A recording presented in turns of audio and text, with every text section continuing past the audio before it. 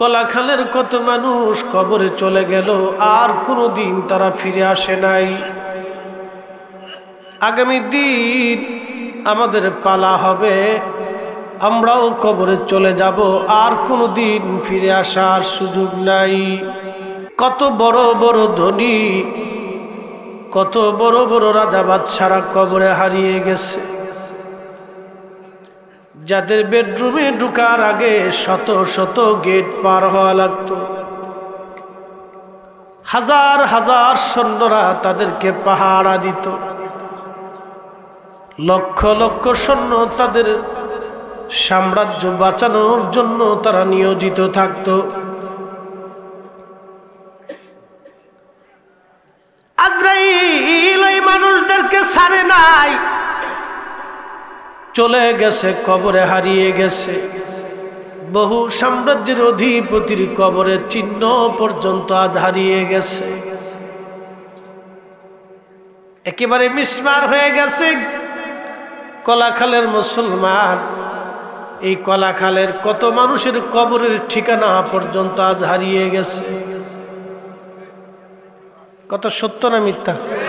বহু মানুষের কবর হারিয়ে গেছে, মিশে গেছে মাটির সাথে, ঠিকানা নাই। কবরের পাশে কে দাঁড়াবে, কে দোয়া করবে, কোনো হদিস নাই। কবরের পাশে দোয়া করার মতো কোনো মানুষও তার নাই, কোনো স্বজনও তার নাই। কিন্তু তারা আজ কবরের উপরে এসে রুহুগুলি বসে বসে বিরাট বড় আশা নিয়ে বসে আছে। কলাখালের পবিত্র ঈদে মিলাদুন নবীর মাহফিল থেকে আজ বুঝি আমাদের জন্য দোয়া হবে। একসাথে বলবেন না আল্লাহু আকবার। অনেক বড় আশা নিয়ে বসে বসে আজকে আমাদের জন্য দোয়া হবে। বাবা বিদেশ থেকে আসে, ছোট্ট ছেলেটি বিরাট খুশি, বাবা বিদেশ থেকে আসতেছে, আমার জন্য চকলেট আনবে, বেশি কিছু না, চকলেট আনবে, কাপড় আনবে, খেলনা আনবে। ছেলেটা মেয়েটা বিরাট বড় খুশি, বাবা বিদেশ থেকে চকলেট আর খেলনা নিয়ে আসবে। সারা ঘর সারা বাড়ি মাতোয়ারা করে বেড়ায়, বাবা কখন আসবে, কখন আসবে। ফেরাউন ওই নারীকে বলল, বলো শুয়োরের গোশত তুমি কি খাবা? ফেরাউন ডাক দিয়ে বলার পরে মহিলা বলল, ফেরাউন, মালিক যেটা হারাম করেছে এই শুয়োরের গোশত আমি কখনোই খেতে পারবো না। ফেরাউন বলল, মহিলারে, তাহলে তোমার ঈমান আমাকে চেক করা লাগবে। তোমার 7টা সন্তান, এই 7টা সন্তান যদি বাঁচাইতে চাও শুয়োরের গোশত খেতে হবে। মহিলা বলল, 7টা সন্তান কেন, আমার জীবন চলে গেলেও আমি কখনোই হারাম খেতে পারবো না। চিৎকার মেরে জোরে বলেন আল্লাহু আকবার।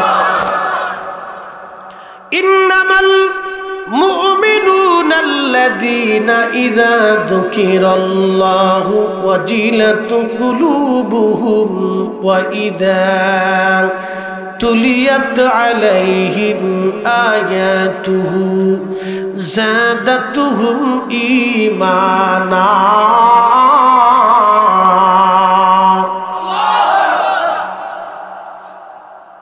বড়রার মুসলমান,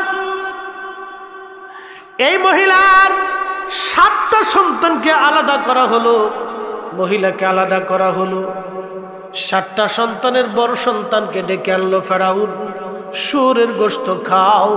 ওই যুবক ডাক দিয়ে বলল, ফেরাউন, মালিক মৌলা যেটা হারাম করেছে কখনোই এই হারাম গোশত আমি খাবো না। ফেরাউন বলল, তাহলে তাকে শাস্তি দিতে হবে, তাকে নিয়ে যাও, কঠিন শাস্তি তাকে দিবা। কি করে? তার মায়ের সামনে তার হাত কাটো, আঙ্গুল কাটো, কেটে কেটে টুকরা টুকরা করে তাকে শহীদ করো। তখন ওই যুবকের হাত আঙ্গুল ধরে 5টা আঙ্গুল কাটা হলো, বাকি 5টা আঙ্গুল কাটা হলো, তার হাত কাটা হলো, নাক কাটা হলো, কান কাটা হলো, চোখ উঠানো হলো। এইভাবে তিলে তিলে তিলে তিলে শাস্তি দিয়ে দিয়ে ফেরাউন এই যুবককে হত্যা করলো, কিন্তু এই যুবক হারাম খাইল না, জীবন দিয়ে দিল, শুয়োরের গোশত খাইল না।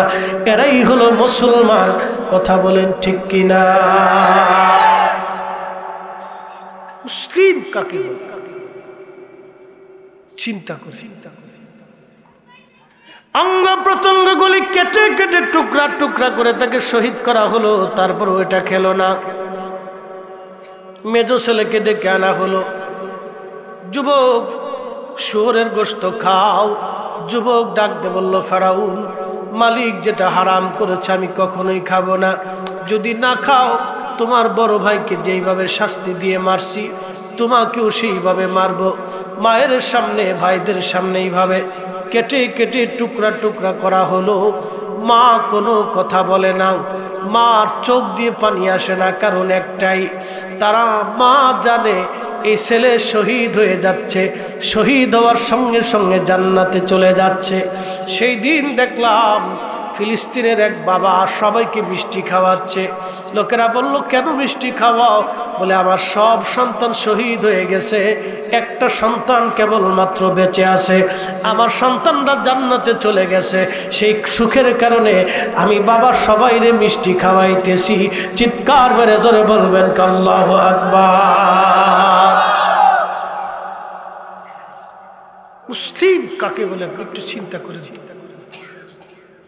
কঠিন ইমানের অধিকারী ছোট্ট বাচ্চাকে দেখতেছি তার ভাইকে কালেমা পড়াচ্ছে, পড়ো লা ইলাহা ইল্লাল্লাহ আশহাদু আল্লা ইলাহা ইল্লাল্লাহ ওয়া আশহাদু আন্না মুহাম্মাদান আবদুহু ওয়া রাসূলুহু। পড়ো পড়ো, ছোট ভাইকে পড়াচ্ছে, ভাইটা শহীদ হয়ে যাচ্ছে, এই সময় পড়াচ্ছে একটা বাচ্চা, তার ভাইকে কালেমা শিখাচ্ছে। আর আমার দেশের বহু যুবক আছে 10 জন নবীর নামই কইতে পারে। ও ফুটবল খেলা, ওই নায়ক নায়িকা সব নাম কইতে পারবে, একবার মুখস্থ কই বলতেছে, একবার ঠাডার উপরে কই বলতেছে। কোন মা এটার জন্ম দিয়ে ইঁদুরের মতো ছেড়ে দিছে তা জানি না। একথা বললে তো বেজার হয়ে যাবে। সন্তান জন্ম হওয়ার পরে তাকে আগে নাম দিতে হবে ভালো, এরপরে তাকে কোরআন শিখাইতে হবে। এটা বাবার জন্য ফরজ। সন্তান জন্ম হওয়ার পরে তার সুন্দর একটা নাম এবং তাকে সর্বপ্রথম কোরআন শিক্ষা দিতে হবে। এটা বাবার জন্য ফরজ, মায়ের জন্য ফরজ, বাধ্যতামূলক শিখাইতে হবে, পিটাইয়া হলেও শিখাইতে হবে। খাইতে দিতে পারবেন, কোরআন শিখাইতে পারবেন? অবশ্যই পারবেন। কলাখালের মুসলমান মেজো ছেলেটা আসছে। ফেরাউন বলল, তেলের মধ্যে তাহলে আগুন জ্বালাও, কড়ার নিচে আগুন জ্বালাইয়া তেল ঢালো, তেলগুলি গরম করো, গরম করার পরে এই যুবকটাকে তেলের মধ্যে ছেড়ে দাও, তার মায়ের সামনে, ভাইদের সামনে, মা ভাইদের সামনে ওই ছেলেটাকে জ্বলন্ত তেলের, গরম তেলের মধ্যে ছেড়ে দেওয়া হলো। ছেলেটা ভেজে গেল, পুড়ে পুড়ে পুড়ে পুড়ে নির্মমভাবে শহীদ হলো। কিন্তু ঈমান দেয় নাই, ঈমান দেয় নাই। আজকে ফিলিস্তিনের গাজার মুসলমান, হামাসের যোদ্ধারা আজকে জীবন দিয়ে দিচ্ছে, কিন্তু মিথ্যার কাছে তারা এক চুল মাথা নত করে নাই। যদি ইমানদার দেখতে চাও তো ওদের চেহারার দিকে তাকাইলে ইমানের স্বাদ পাইবা। কথা কন ঠিক কিনা? ইমান কি জিনিস ওদেরকে দেখলে বোঝা যায়।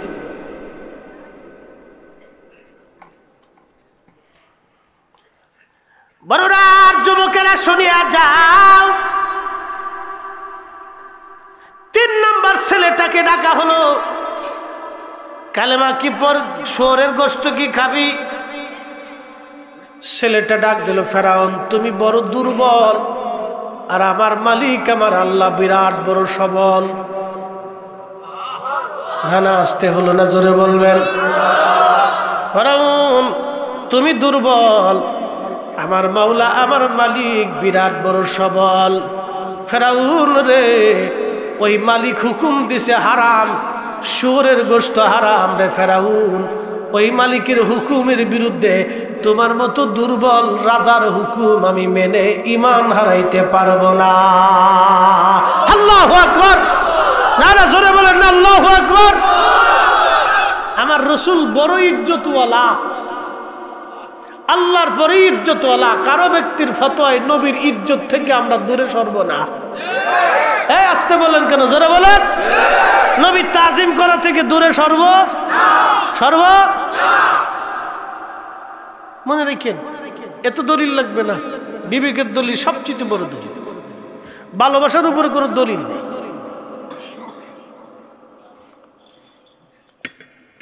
রাসূল ভালোবাসার উপরে কোনো দলিল নেই।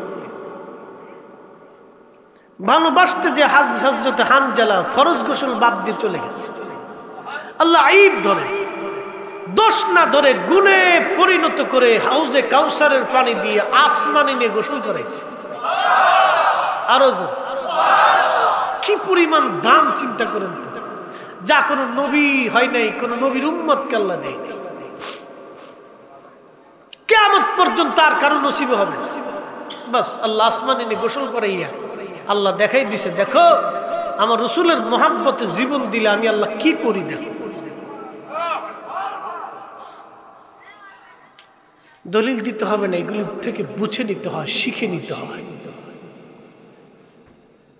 কষ্ট হচ্ছে আপনাদের, চলে যাবেন বুঝি, দোয়া করেই যান। আর যদি দোয়া বাদ দেন দিতে পারেন, কারো ক্ষতি নেই। নিজের ক্ষতি নিজে ডেকে আনবেন, কোনো সমস্যা নেই। এমন দিন আসবে দোয়া করার মতো কোনো মানুষ পাবেন না।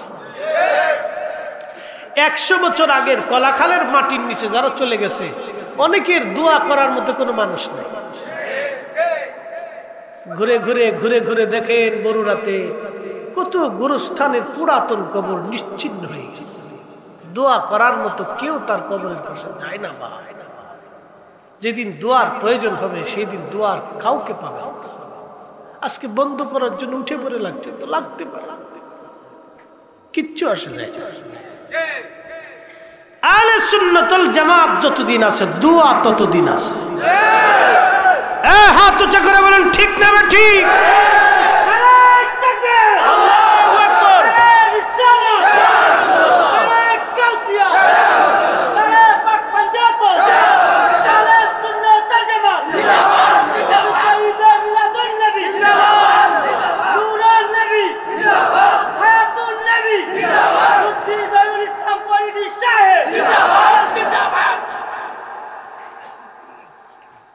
ফেরাউন ডেকে বলল, যুবক তুই যেহেতু আমাকে দুর্বল বললি, তোর আল্লাহ যেহেতু সবল, তাহলে আজকে তোকে কঠিন শাস্তি দিয়ে মারবো। শুলের মধ্যে চড়াইয়া তার চেহারার চামড়াগুলি আগে শুলে শুলে উঠানো হলো ছুরি দিয়ে। আল্লাহ আল্লাহ। ইমাম জৌজি উয়ুনুল হাকায়াতের মধ্যে তিনি লেখেন, তার চোখ মুখের চামড়াগুলি ছুরি দিয়ে কেটে কেটে উঠানো হলো। তার সমস্ত শরীর থেকে চামড়া গরু সিলাইলে যেইভাবে সিলানো হয় ওইভাবে চামড়াগুলি উঠানো হলো। সমস্ত শরীরের চামড়া উঠানোর পরে যুবক যন্ত্রণা নিতে নিতে নিতে নিতে শহীদ হয়ে গেল। কিন্তু মিথ্যার সামনে মাথা নত করে ফেরাউনের হুকুম নিয়ে শুয়োরের গোশত খাইয়া ঈমান হারাইল না, ঈমানদার হয়ে কবরে চলে গেল।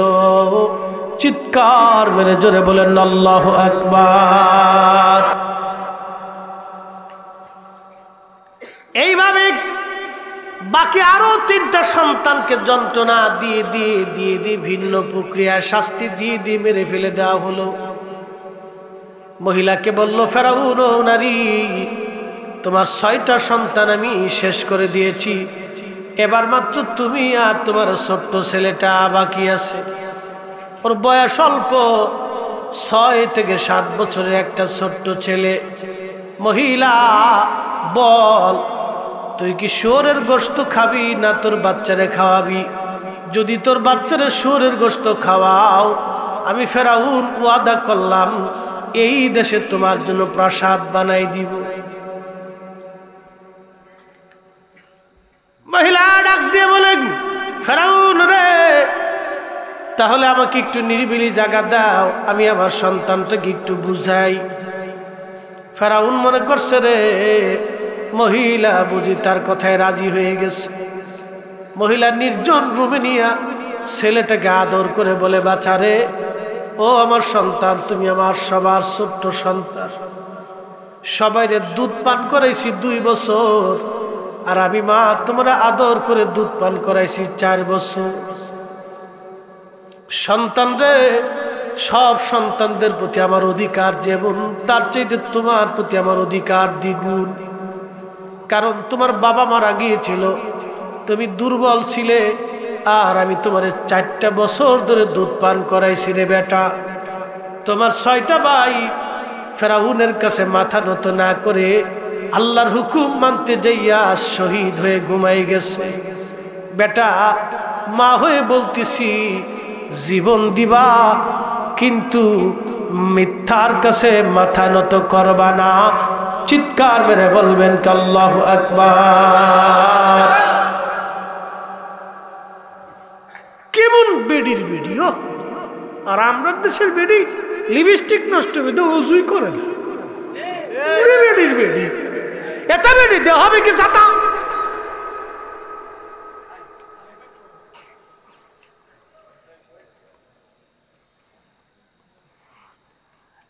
বরুরার মুসলমান,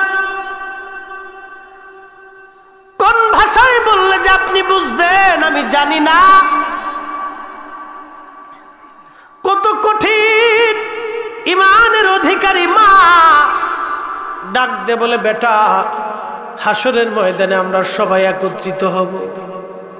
আমি মা 7টা সন্তান নিয়ে আল্লাহর আদালতে দাঁড়াই যাব। বেটারে, আমার 6টা সন্তান জান্নাতে চলে গেছে শহীদ হয়ে। আমি চাই না হাসরের ময়দানে তোমার পরিচয়টা জাহান্নামীর পরিচয় আসুক। আমি মা বলতেছি, বেটারে, জীবন দিবি সাবধান, হারাম সুরের গোশত কিন্তু খাবি না রে বেটা। ছেলেটা ডাক দে বলতেছে, মা আমি তো ভয় পাইছিলাম, তুমি বুঝি আমার উল্টায় বুঝাই দাও কিনা, তুমি আমাকে শুয়োরের গোশত খাইতে বলো কিনা রে মা। এখন দেখি মা তুমি ঠিক পথেই আছো। মা ওয়াদা করলাম জীবন দিয়ে দিব, আমি আমার ভাইদের রাস্তা ছাড়ব না, আমি জীবন দিব, শুয়োরের গোশত খাব না। চিৎকার করে জোরে বলেন আল্লাহু আকবার। বাচ্চাও শহীদ হলো, মহিলাকেও শহীদ করা হলো। 7 জনকে 8 জনকে একই কবরের মধ্যে রাখা হয়েছিল। বহু বছর ওই কবরের ভিতর থেকে জান্নাতের ঘ্রাণ আসতো। ধুট হয়েছে না? আরো জোরে, আরো জোরে বলেন আল্লাহু আকবার। ইন্না আকরামাকুম ইনদাল্লাহি আতকাকুম। আল্লাহর কাছে তারাই সম্মানিত হবে যাদের অন্তরে আল্লাহর ভয় বেশি। কোরআনে আরো আল্লাহ বলতেছেন, আল্লাযীনা আমানু ওয়া আমিলুস আল্লাযীনা আমানু ওয়া কানু ইয়াত্তাকুনা লাহুমুল বুশরা ফিল হায়াতিদ দুনিয়া ওয়া ফিল আখিরাহ। একবার জোরে বলা যাবে কি মারহাবা। কোরআন বলতেছে, ইমানে আমলে যারা পাকা, ইমানে আমলে যারা পাকা, ইমান তো খারিজি, রাফিজি, শিয়া, মুতাজিলা, জবারিয়া, ওই নজদি ফেরকার মতো ইমান আনলে ইমান হবে না। ইমান আনতে হবে শাহজালাল যে ইমানে ঘুমায়, 4 তরিকার ইমামরা যে ইমানে ঘুমায়, 4 মাযহাবের ইমামরা যে ইমানে ঘুমায়।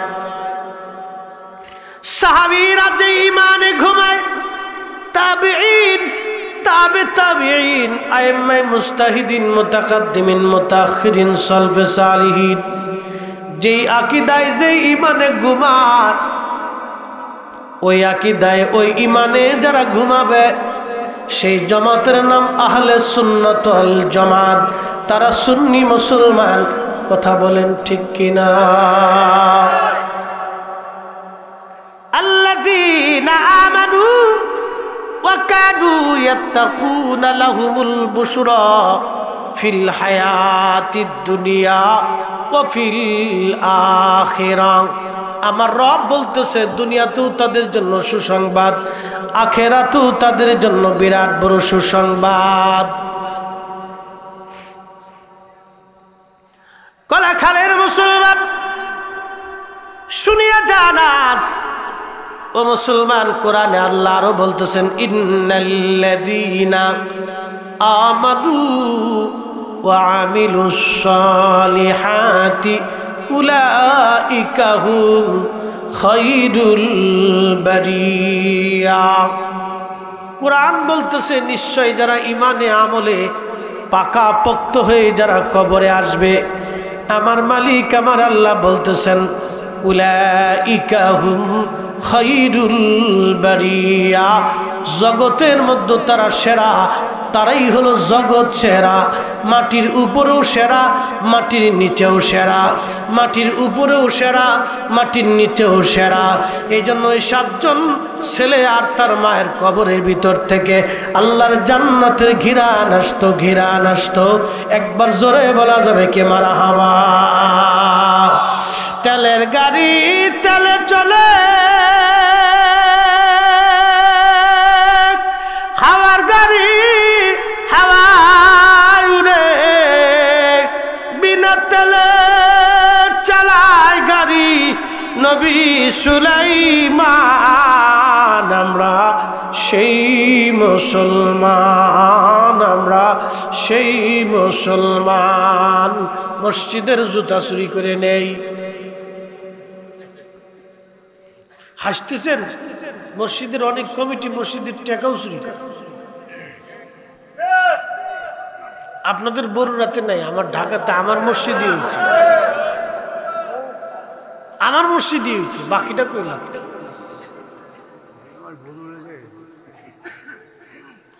আমানতের কত দূর পর্যন্ত খেয়ানত হলে মুসলমান আল্লাহর ঘরের সম্পদ চুরি করতে পারে। আপনি রাষ্ট্রের কথা বাদ দেন, রাস্তার কথা বাদ দেন, টেন্ডার বাদ দেন, হসপিটাল বাদ দেন, সব বাদ দিয়ে দেন, মসজিদটা তো আল্লাহর ঘর। এটা 2 নম্বরই করার সময় তো হাতটা কাঁপা উচিত ছিল, ভয় পাওয়া উচিত ছিল যে আল্লাহর ঘরের মাল আমি কি করে খাবো। তো মানুষই হয়, মুসলমান তো পরের কথা, ও তো মানুষই হয়। মানুষ হইয়া ভবেতে আসিয়া মানুষের করিলাম কি, আমি নবী না মানিলাম কি যে ভুল করিলাম, ভস্মে ঢালিলাম ঘি। মানুষ হইয়া ভবেতে আসিয়া মানুষের করিলাম কি। হযরত আবু বকর, আমার দিকে তাকান, কষ্ট নিবেন না, রাত গভীর। আমি জানি রাত্র 12টার পরে গেলে মুসল্লিদের ব্রেন স্মৃতিশক্তি দুর্বল হতে থাকে, তন্দ্রা এসে যায়, শ্রোতা বক্তা এখান থেকে কেউ মুক্ত হয় না। বহু রাত বিদায়, জেগে থাকানোর জন্য কথাগুলি বলি, মনোযোগ দিবেন। আবু বকর সিদ্দিক রাদিয়াল্লাহু তাআলা আনহু, তিনি প্রদীপ জ্বালাইয়া কাজ করতেছিলেন। এমন সময় মেহমান সালাম দিলেন, আসসালামু আলাইকুম ইয়া আমিরাল মুমিনিন। সালাম দিয়ে মেহমান বসছে, আর আবু বকর সিদ্দিক বাতি নিভাই দিলেন। মেহমান আশ্চর্য, কি ব্যাপার, আমি আসছি হুজুর বাতি নিভাই দিলেন, আর একটা বাতি জ্বালাইলেন। ওই বাতি নিভাইয়া আবু বকর সিদ্দিক আর একটা বাতি জ্বালাইলেন। মেহমান ডেকে বলল, আমিরুল মুমিনিন, এক বাতি নিভাইয়া আর এক বাতি কেন জ্বালাইলেন বুঝলাম না, বাতি তো জ্বলতেই ছিল। আমিরুল মুমিনিন ডাক দিয়ে বললেন, মেহমান, আগের যে বাতিটা জ্বালাইছিলাম ওটা ছিল বাইতুল মাল থেকে খলিফার জন্য ধার্য করা একটা প্রদীপ। ওটার তেল সরকারি তেল, বাতিটাও সরকারি। এটা রাষ্ট্রের তেল, রাষ্ট্রের বাতি, খলিফা হিসেবে আমাকে দেয়া হয়েছে। আমি ওই বাতি জ্বালাইয়া জ্বালাইয়া খেলাফতের কাজ আমি করতেছিলাম, কিন্তু তুমি যখন আসছো তখন তুমি আমার মেহমান, তুমি রাষ্ট্রের মেহমান না, তুমি আবু বকরের মেহমান। আর যে চেরাগ জ্বলতেছে ওটা রাষ্ট্রের চেরাগ, ওটা আবু বকরের চেরাগ না। হয়েছে না? আরো জোরে একসাথে একসাথে জোরে বলেন, মুসলমান কাকে বলে দেখে? যে আল্লাহ রাসূল বলছেন, ফালাইকুম বিসুন্নতি, তোমরা আমার সুন্নাহ মানবে, ওয়া সুন্নাতিল খুলাফায়ে রাশিদিন আল মাহদিন, আমার পরে আমার খুলাফায়ে রাশিদিনের সুন্নাহ মানবে। একটু দেখেন তো আমানত কি পরিমাণে তারা আমানতটাকে রক্ষণ করছে। হযরত সিদ্দিক একবার ডাক দিয়ে বলতেছে, মেহমান, ওই প্রদীপ জ্বালিয়ে যদি আমি তোমার কাছে গল্প করি, তোমাকে সময় দেই, প্রদীপের তেলটা তো রাষ্ট্রের তেল, ওটা আমার সম্পদ না, এটা জনগণের সম্পদ। ওই প্রদীপ আমার না, এটা জনগণের প্রদীপ, রাষ্ট্রের প্রদীপ, খেলাফতের প্রদীপ। মেহমান রে, আমি ওই প্রদীপ জ্বালাইয়া তোমার সময় দিতে পারবো না, কারণ কিয়ামতের ময়দানে মালিক যদি জিজ্ঞাসা করে, এত বড় আমানতের খেয়ানত আবু বকর করে আল্লাহর আদালতে কোন মুখ নিয়ে দাঁড়াইবে গো? এই জন্য আমি আমার নিজের প্রদীপ জ্বালাইয়া তোমার সঙ্গে কথা বলতেছি। একবার জোরে বলা যাবে কি মারহাবা?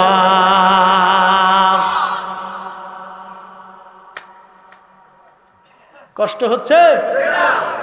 কিয়ামতের ৭২টা আলামত আছে, তার একটা আলামতের নাম ওদাউল আমানা, আমানতের খেয়ানত। অ্যাটেনশন, ওয়াজ আমার শেষ। আমরা যারা আলেমরা আওয়াজ করি, আমাদের জন্য আমানত, আমরাও খেয়ানত করি। বলে কি? আমরা ফতোয়া দিচ্ছি যার যার মতো, দলের টানে, সব দলের টানে। এখন আপনাদেরকে নিয়ে আমি ছোট্ট, আমার ওয়াজ শেষ, আর কথা বাড়াবো না, তবরক ঠান্ডা হয়ে যাচ্ছে না, এটার দরকার আছে। তবরক কেন খাবেন এটা পরে কইতেছি, এটা পরে আসতেছি। এই সামান্য একটু খানাটা, এটার কত দাম আমি আপনাকে পরে বলতেছি। আল্লাহ নবীর কোন সুন্নাহকে এনকার করে ছোট করে দেখার কোনো সুযোগ নাই। এক কথা বলেন না কেন? জোরে বলেন। সাবধান, রাসূল কারীমের কোন সুন্নাহকে ছোট করে দেখার কোনো সুযোগ নেই। এনকার করবে সে ধ্বংস হবে। সে যেই সুন্নাহ হোক, ওটাকে ছোট করে দেখার কোনো সুযোগ নেই। এটা রাসূলের দেওয়া সুন্নাহ।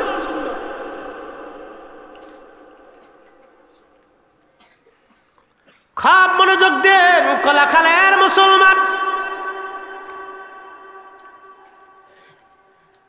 মিলাদ শরীফ শুরু করার আগে আমরা ছোট্ট একটা আমল করি। কোরআন শরীফ থেকে তেলাওয়াত হয় না? বুঝে যাবেন, এটা নির্দলীয় ফতোয়া, কোনো দলের জন্য না। আমি স্রেফ আপনাদের সামনে উপস্থাপন করতেছি।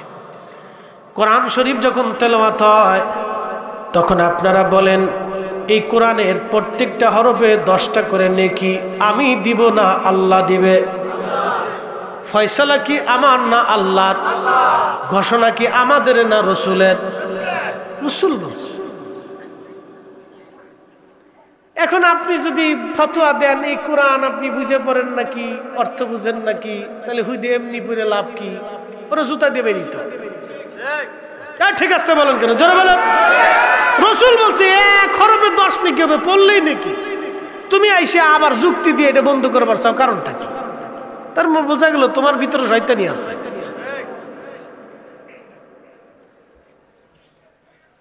আমার দিকে তাকাবেন, আজকে কড়া কড়া বক্তব্য দিচ্ছি, এই জন্য বড় কষ্টের জন্য বলতেছি। এক বক্তার ওয়াজ শুনতেছি, হেতা ওয়াজ করতেছি, আপনি কোরআন বুঝে পড়েন না, খামাকে এমনি পড়ে কি লাভ হবে? তোমার লাভ লোকসান তোমার কাছ থেকে বুঝবো? লাভ লুস্কান আল্লাহ রসুল 1450 বছর আগে দিয়ে গেছে। কোন জায়গা লাভ আর কোন জায়গা লোকসান এটা কোরআন আমাদেরকে শিখিয়ে গেছে। কি কথা বলেন না কেন? কোরআন বলতেছে ফামাইয়া আমাল মিসকাল যাররাতিন খায়রান ইয়ারা। আমি কোরআনের রসুলের বাইরে আপনার রসুল মানার তো টাইম নাই আমার। কোরআন যেখানে বলতেছে অনু পরিমাণ নেকের কাজ যদি করো তাও আমি আল্লাহ তোমাকে বেনিফিট দিয়ে দেব। মিলাদ শরীফ শুরু করার আগে কোরআন শরীফ থেকে তেলাওয়াত করলে নেকি দেয় কে? আল্লাহ। কোরআন কার জিকির? আল্লাহ। তো কোরআন যদি আল্লাহর জিকির হয়, কোরআন তেলাওয়াত শুরু হওয়ার সাথে সাথে ওই মজলিস দুনিয়ার আর সাধারণ মজলিস থাকে না, ওটা বেহেশতের বাগান হয়ে যায়। বুঝে যাবে। দুরূদ শরীফ আমরা শুরু করলাম। আল্লাহুম্মা সাল্লি আলা সাইয়্যিদিনা মাওলানা মুহাম্মদ ওয়া আলা আলি সাইয়্যিদিনা মাওলানা মুহাম্মদ। আল্লাহুম্মা দিয়ে শুরু করলাম। সর্বপ্রথম যারে ডাক দিলাম তিনি আল্লাহ। কে? জোরে বলেন। যখনই আল্লাহর নাম আসলো তখন এই দুরুদ আর সাধারণ দুরুদ রইল না গো। প্রত্যেকটা হরফে হরফে 10টা করে নেকি, 10টা করে গুনাহ মাফ, 10টা রহমত আল্লাহ নাজিল করলো। আর এই দুরুদের মজলিস আর সাধারণ কোনো মজলিস থাকে না রে, এটা আল্লাহর জান্নাতের বাগান হয়ে যায়। তাহলে বলেন বেদাত না ইবাদত? বুঝে যাবেন, আজকে সূত্র বুঝাচ্ছি। বেদাত না ইবাদত? বেদাত না ইবাদত? আপনি নিরপেক্ষ দৃষ্টিতে বুঝবেন। যদি বলেন না হুজুর এখানে নেকি নাই, তাহলে আপনি ডকুমেন্টস দেন যে নেকি নাই। আমি তো প্রমাণ দিলাম নেকি আছে, আর নেকি নাই আপনাকে বলে যাইতে হবে, দলিল দিয়ে যাইতে হবে যে নেকি নাই। আমি তো দলিল দিছি নেকি আছে, আপনাকে দলিল দিতে হবে নেকি নাই। নেকি যেখানে আমরা মুসলমান সেখানে। নেক যত ছোট হোক ছাড়বো না, গুনাহ যত কম হোক করব না, এটা হলো আমাদের স্লোগান হওয়া উচিত। ফামাইয়ামাল মিসকালা যাররাতিন খায়রান ইয়ারা ওয়া মাইয়ামাল মিসকালা যাররাতিন শাররান ইয়ারা। কোরআন বলে নেক যত ছোট হোক ছাইরো না, আর গুনাহ যত ছোট হোক কইরো না। একসাথে বলবেন না আল্লাহু আকবার। কথা কি আমার না?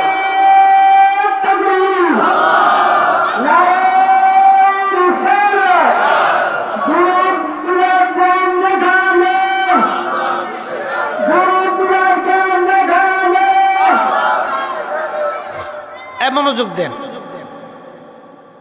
এখানেও নেকি।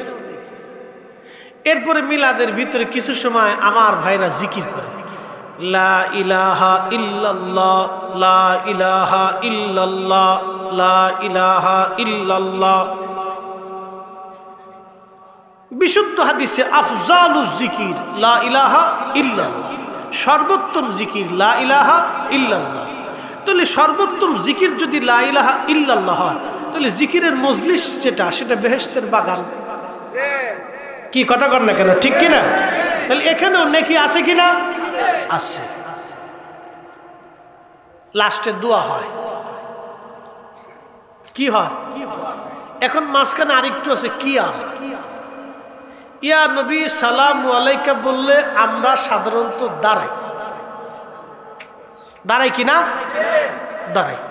ঝগড়াটা এই জায়গা। বাইরা খালি ঝগড়া করবে যে ইয়া নবী সালামু আলাইকা বললেই দাঁড়াইতে হবে, কারণটা কি? কেন দাঁড়াইতে হবে? আমাদের যুক্তিগত হলো আমরা দাঁড়াই, রসুলকে সালাম যেহেতু দিব তো তাজিমের সাথেই দিতে হবে। কথা ঠিক কিনা? সালাম দিলে কিসের সাথে? তাজিমের সাথে।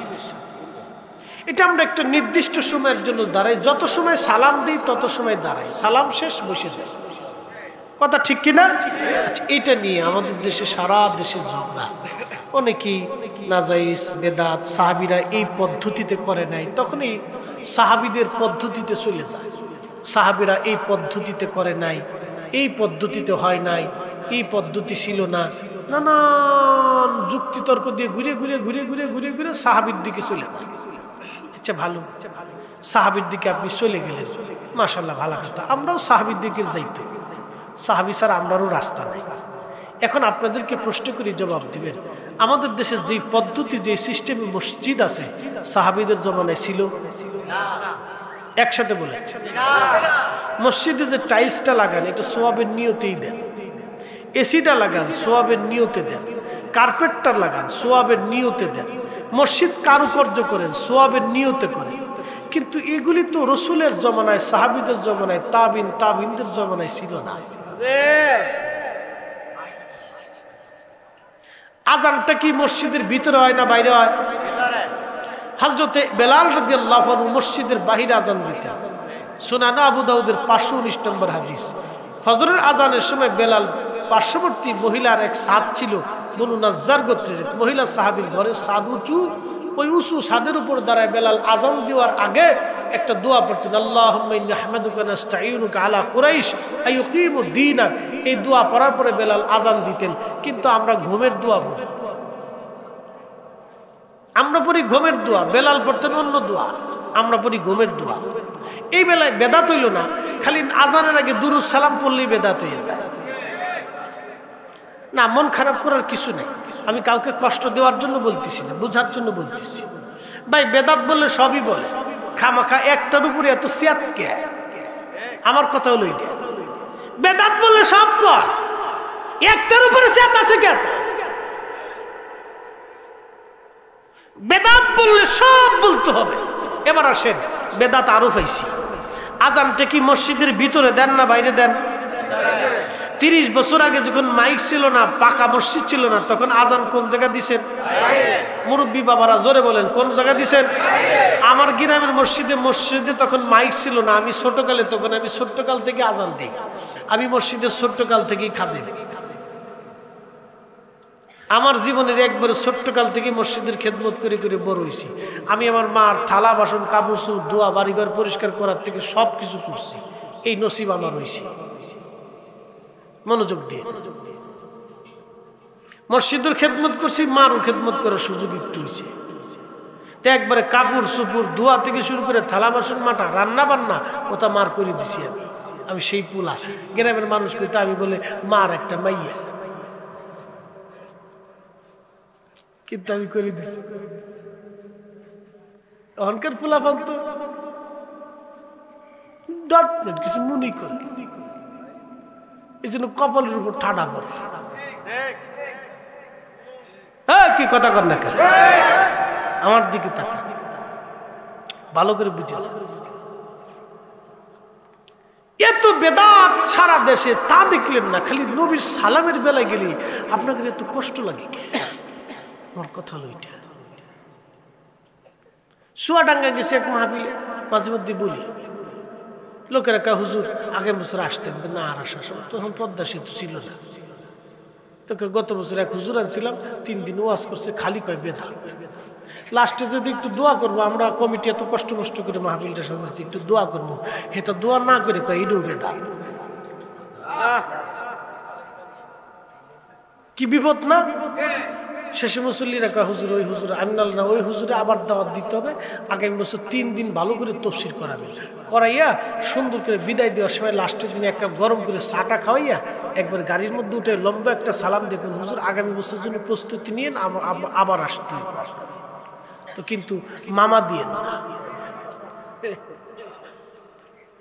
মামা না দিয়ে বিদায় করে দিবেন। তো মামা যখন দিবেন না তখন করে সভাপতি সাহেবকে দাওয়াত দিল কে, তারা একটু আসেন, কি ব্যাপার? হুজুর নবী এবং সাহাবীরা জীবনে কোনোদিন ওয়াজ করে টাকা নেয় নাই, টাকা দেয় নাই, এত বড় জঘন্য বেদাত আমরা করবই না, মরে যাব তো আপনারা টাকা দিবই না। আসতে কইলেন কে? জোরে বলেন। আমি কি যুক্তির বাইরে কইছি? উনটা এই বেলায় গেলে সাহাবী খোঁজে না, খালি নবীর দুরুদ সালামের বেলায় গেলে সাহাবী তালাশ করে। আমি এগুলো কইলে সারা রাত চলে যাবে, এই জন্য আর বললাম না, শুধু সামান্য একটু বললাম। ভাই দুঃখে পড়ে আজকে বলতেছি, এগুলি সাধারণত আমি ওয়াজ করি না, খুব কম করি, আজকে দুঃখের সাথে এগুলি বলতে হচ্ছে। আমরা কেন ফিতনা বাঁধাবো? ভাইরে, আল্লাহ রসুল হচ্ছে সবচেয়ে ইজ্জতওয়ালা। ইমাম মালিক 80টা বছর মদিনার হাউদে জুতা স্যান্ডেল পাই দেন নাই, জুতা পরেন নাই, পায়খানা পেশাব করেন নাই। জিজ্ঞেস করলে বলা হতো দলিল কি? উনি একটা দলিল দিতেন, যেই মাটির নিচে নবী ঘুমা সেই মাটিতে আমি কি করে পেশাব করবার জুতা পাই দিব? আমরা সুন্নিরা দলিল দিয়ে যাই, যেই নবীকে সালাম দিব যিনি আল্লাহর পরে যার ইজ্জত, তিনি শাফিউল মুজনিবিন, ওই নবীকে সালাম দিব তো বৈশা কেমনে দিব? দাঁড়াই দিব। আপনি না দিলে আমার নবীর কিছু আসে যায় না, ওটার জবাব আপনি কিয়ামতে যদি আল্লাহ জিজ্ঞেস করে তো আপনি দিবেন। কি কথা ঠিক কিনা? আর যদি জিজ্ঞেস না করে তাহলে আপনি বেঁচে গেলেন। আর যদি আল্লাহ জিজ্ঞেস করেই বসে যে আমার রসুলকে সবাই সালাম দিল তাজিমে, তুমি কেন দিলা, তো জবাব আপনি দিবেন, ওটা আমি দিতে পারবো না, বা আমাদের দেওয়ার কোনো পদ্ধতিও নাই, ওটা আপনি দিয়ে বাস হয়ে গেল। ঝগড়া কেন করতে যাবেন? আপনি বসেই থাকেন, অসুবিধা নেই। কিয়ামত পর্যন্ত কেউ যদি রসুলের শানে একবার দুরুদ নাও পড়ে, একবার সালাম নাও দেয়, কিয়ামত পর্যন্ত নবীকে দুরুদ সালাম দেওয়ার জন্য কোটি কোটি কোটি কোটি ফেরেশতা নিয়োজিত করে আল্লাহ নিজে রাখছে। কথা বলেন ঠিক কিনা? আমি আপনি সালামের মুখাফিককে আমাদের নবী না, আমরা দিলে আমাদের দোয়া। এবার আসেন, আমি দলিল এত দেব না, যুক্তি দিয়ে বুঝাচ্ছি। কার কাছে? জোরে বলেন, কার কাছে? কেউ যদি আল্লাহর কাছে কিছু না চায়, আল্লাহর কি অভাব পড়ছে? আল্লাহর কি লস গেছে?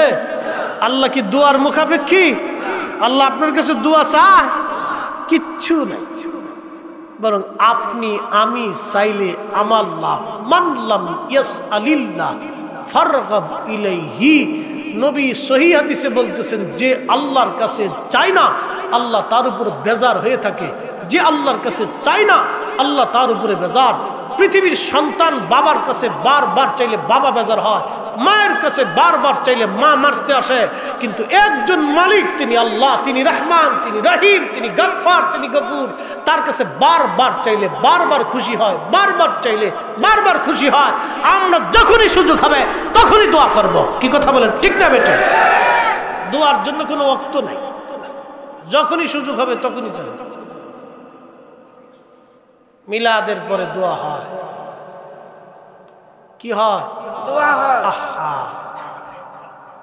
এই দোয়ার প্রত্যাশায় কত মুরব্বী কবর থেকে চাতক পাখির মতো তাকিয়ে থাকে। কিয়ামতের ময়দানে যদি আল্লাহ জিজ্ঞেস করে, এ মুফতি, তোমার ফতোয়ার কারণে আমার কত বান্দা দোয়া থেকে বঞ্চিত ছিল, জবাব দিয়ে দাও। বাস, কুল্লু খালাস দিয়ে তারপরে যাইতে হবে আপনাকে। তখন মুফতি আর শাইখুল হাদিস বুঝা যাবে সেই দিন। শুধু রব্বে করিম যদি জিজ্ঞেস করে, মুফতি, তোমার এক ফতোয়ার কারণে আমার লক্ষ লক্ষ বান্দা দোয়া থেকে বঞ্চিত ছিল, হিসাব দিয়ে দাও। মুফতির বাটাম চালান, সেদিন ছুটাই দিল। বুঝে ফতোয়া দেওয়াটা জরুরি, বুঝে কবরে যাওয়া জরুরি, বুঝে মাহফিল থেকে বাড়ি ফেরাটা জরুরি। ও মুসলমান, আপনাদেরকে বলতেছি, পৃথিবী উল্টে যাবে, সাগর শুকাবে। পৃথিবীর সব নবীরা দোয়া আনছে, আমাদেরও নবী দোয়া করছে, সাহাবায়ে কেরাম দোয়া করছে।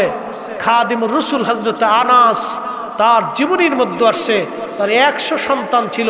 প্রত্যেক দিন ফজরের পরে কোরআন শরীফের কিছু অংশ তেলাওয়াত করে সন্তানদেরকে নিয়ে দোয়া করতেন, আর বলতেন, সন্তানরা শোনো, আমি আমার মাসুক নবীর জবান থেকে শুনেছি, আল্লাহ রসুল বলেছেন, যখন মুসলমান কোরআন শরীফ খতম দেয় তখন দোয়া করলে আল্লাহ দোয়া কবুল করে নেয়।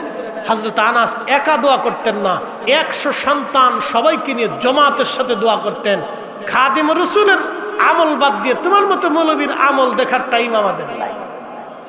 একই কথা বলেন না কেন? যারা বলেন 10 বছর রসুলের খেদমত করছে, সে দিন বুঝলো না, তুমি এসে মুফতি সাহেব ফতোয়া দিবার, আমি তোমার দিন বুঝে নেব। এত বড় বলদ তো হয়েছি না আমরা। চলে বলেন, দোয়া চলবে, দোয়া চলবে।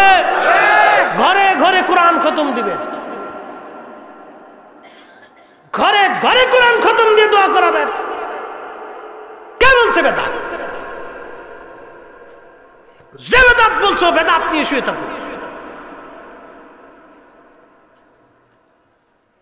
ঘরে ঘরে কোরআন খতম দিয়ে মুরব্বীদের জন্য দোয়া করবেন, তালবে ইলমদেরকে ডেকে এনে কোরআন খতম দিয়ে হবে।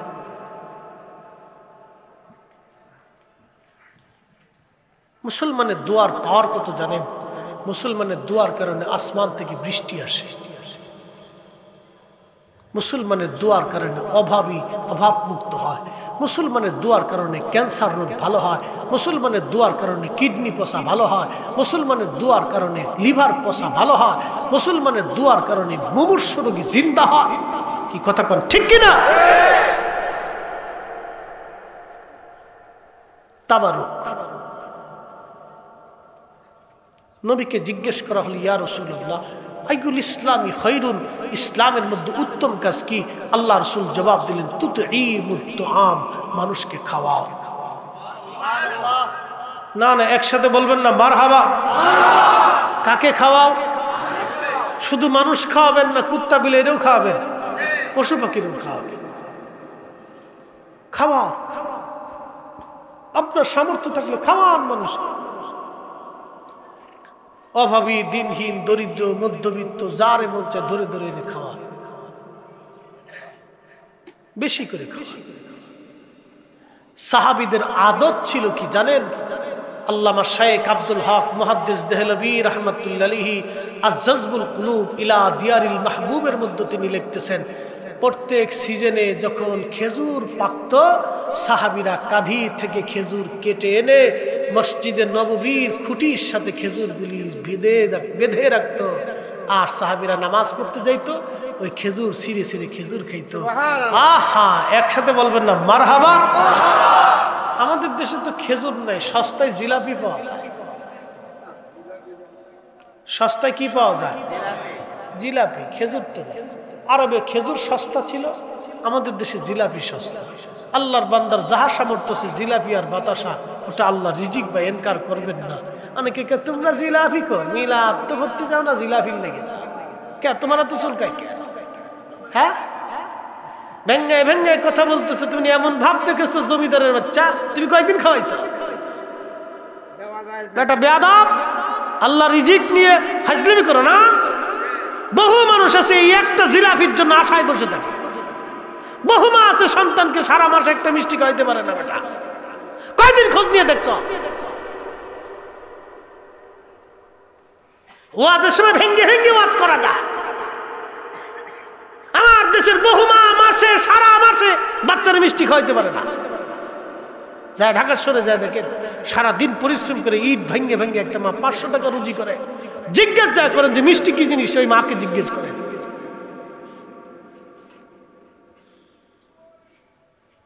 যার ঘরে দারিদ্রতা আসছে সে জানে দারিদ্রতা কি জিনিস, যার ঘরে খাবার নাই সে জানে ক্ষুধা কি জিনিস। রিজিক নিয়ে তামাশা করবেন না। রিজিক আল্লাহ বরাদ্দ করে। পৃথিবীর বহু রাজা বাচ্চাদেরকে রিজিকহীন অবস্থায় আল্লাহ ধুকে ধুকে ধুকে ধুকে মেরে ফেলে দিয়েছে। কি কথা কন না কেন? বহু রাজাদেরকে আল্লাহ ভিখারি বানিয়ে দিয়েছে। এই রিজিক আল্লাহ তার মুখে দেয় নাই। আপনি আল্লাহ ছোট্ট একটা রিজিককে ইনকার করতেছেন, কারণটা কি? আপনাকে এই অধিকার কে দিয়েছে? কে অধিকার দিয়েছে আপনাকে? মোহতারাম, কষ্ট নিবেন। সাহাবীরা এইভাবে খাওয়াইতেন। এক সাহাবীর প্রাণ খোলা, বলতে হচ্ছে মাত্র এক পেয়ালা দুধ আসছে তার, গরিব সাহাবী, খুব দরিদ্র। উটের দুধ হয়েছে, এক পেয়ালা দুধ নবীর দরবারে নিয়ে এসে বলছে, ইয়া রাসূলুল্লাহ, মিশকাতের কিতাবুল আদাবের মধ্যে আসছে, ইয়া রাসূলুল্লাহ, আমি খুব দরিদ্র মানুষ, আমার এক পেয়ালা দুধ আপনি কবুল করে দেন। আল্লাহ রসুল বললেন, আবু হুরাইরা, লাব্বাইক ইয়া রাসূলুল্লাহ, দুধের পেয়ালাটা গ্রহণ করো, আমার আহলে সুফফার যত সাহাবী আছে সবাইকে দুধ পান করাও। আবু হুরাইরা বলতেছি, ইয়া রাসূলুল্লাহ, আমি 3 দিন ধরে ক্ষুধার্ত, কত সাহাবী না খাওয়া, 80 জন মানুষে এক পেয়ালা দুধ কিভাবে খাওয়াবো? আল্লাহ রসুল বলেন, আবু হুরাইরা বিসমিল্লাহ বলে শুরু করো। একসাথে বলবেন না আল্লাহু আকবার। এই রিজিকটাকে কি আল্লাহর নবী ইনকার করছে? হ্যাঁ। আপনি জিলাপি দেখলে আপনার শরীরে চুলকায়, কারণটা কি? কি এত বড় জমিদার, আপনি কয়জনটা খাওয়াইছেন? তারা উল্টা খায়। কয়জন খাওয়াইছেন? কত মা ক্ষুধার্ত থাকে। যান ঢাকা শহরে যায় দেখেন, উত্তরবঙ্গে যায় দেখেন, আপনি ওই কি বলে ওই চরের ভিতরে যায় দেখেন, কত লোক অসুস্থ, কত মা খাইতে পারে না, একটু খাবারের জন্য বসে থাকে। বাপ, রিজিক নিয়ে তাল বাহানা করেন না। আল্লাহ রসুল বললেন, বিসমিল্লাহ বলে শুরু করো। আবু হুরায়রা রাদিয়াল্লাহু আনহু বললেন, শোনো নবীর উম্মত, আমি বিসমিল্লাহ বলে শুরু করলাম, এক পেয়ালা দুধ খাওয়াইতে খাওয়াইতে পেট ভরে 80 জনকে খাওয়াইলাম। একসাথে বলবেন আল্লাহু আকবার। নবীজি নিজে পান করার পরে বলেন, আবু হুরায়রা, বাকি যা আছে সব তোমার।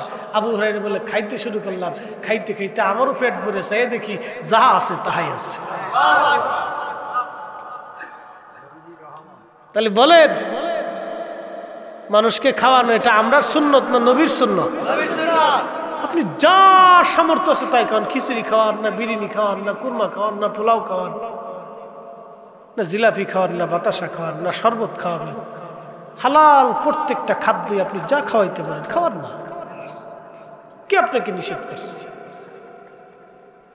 রিজিক নিয়ে তাল বাহানা করেন না। বহু মানুষ আছে রিজিক পায় না বাবা, এটা আল্লাহ বরাদ্দ করে আসমান থেকে। আল্লাহ আমাদের প্রত্যেকের বুঝার তৌফিক দিক, সকলে বলেন আমিন। কোনো ভাই মনের অজান্তে কষ্ট নেবেন না। প্রিয় বন্ধু আমার, রসুলের প্রত্যেকটা সুন্নাহ আমাদের জন্য আদর্শ। কথা বলেন ঠিক কিনা? কোনো সুন্নতকে ইনকার করার কোনো সুযোগ নাই। মনে রাখবেন, কোন সুন্নত। রসুল বলছে খাওয়ার পরে মিষ্টি খাও, খাবেন। আল্লাহ রসুল সুন্নতের কথা বলছে, খাবেন। ফিতনা ফাসাদের জামানায় রসুলের একটা সুন্নত মানা মানে কি? এই জামানা তো ফিতনার জামানা। কি কথা ঠিক কিনা? কত বড় ফিতনা! আমি আপনাদেরকে, এখানে উলামা ইকরাম আছেন, কত বড় ফিতনা। আজ থেকে 40 বছর আগে আমরা দেশের নারীরা ঘরের বাইরে গেছেন, ঘর থেকে বেরোইলে মাথার থেকে পা পর্যন্ত ঢাকা থাকতো। রাতে গেলেও ছাতা ধরে গেছে যাতে কোনো পর পুরুষ তাকে না দেখে। আমরা এত বড় ভয়াবহ ফিতনার মধ্যে আসছি যে আমাদের দেশে নারীরা অর্ধ উলঙ্গ হয়ে রাস্তা দিয়ে হাঁটে। আমার কিছু বলার নাই। কতক্ষণ ঠিক কিনা? আমার বলার কিছু নেই। দেখতে হচ্ছে এটা একটা ভয়াবহ ফিতনা। এই ফিতনার জামানায় কেউ যদি একটা সুন্নাহকে অনুসরণ করে, আল্লাহ রাসূল বলেছেন 100 শহীদের সওয়াব তার আমলনামায় লিখে দেওয়া হবে।